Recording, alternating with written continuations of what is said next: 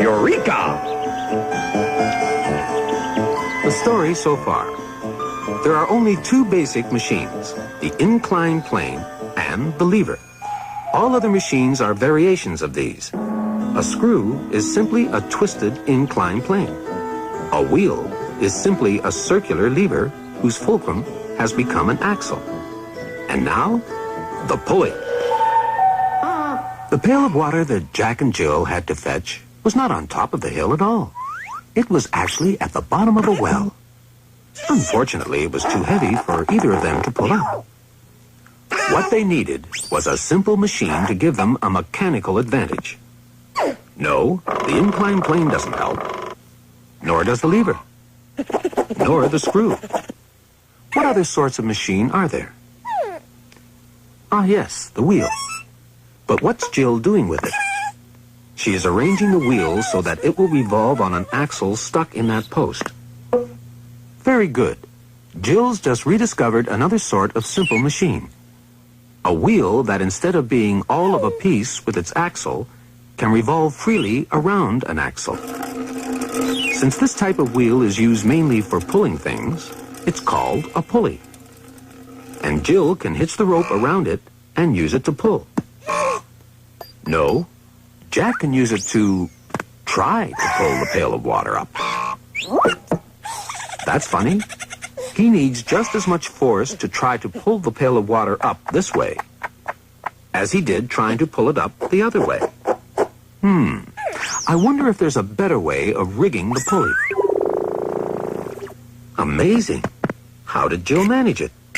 Both she and Jack only had one pulley to work with, and yet Jill was able to pull up the pail with half the force that Jack needed. Well, when a pulley is set up like this, it's called a single fixed pulley. All it does is change the direction of your pull, but it doesn't reduce the force you need. But when a pulley is arranged like this, it's called a single movable pulley, and it halves the force you must exert, because the pail of water is now, in effect, being lifted by two ropes instead of one. It's as if two people were lifting the pail, and it looks as if we're getting something for nothing again, doesn't it? But of course we're not. If we compare the distance that Jill raised the pail with the amount of rope she pulled, we see that it's the same old story.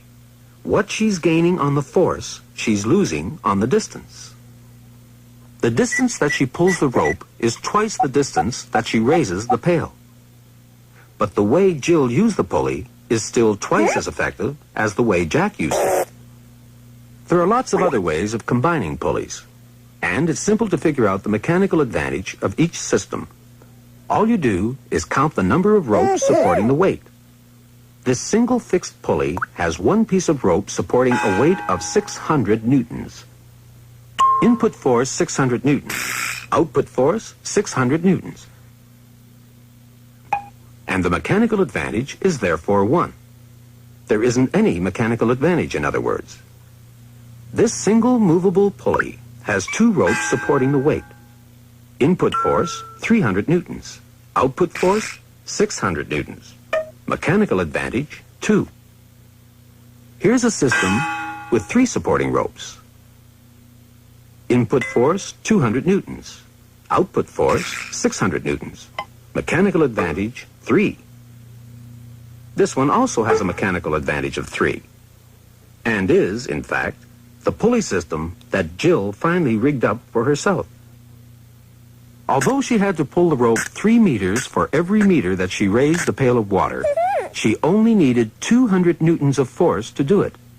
In a sense, she'd become 3 times as strong as Jack. And now you know why Jack fell down and broke his crown.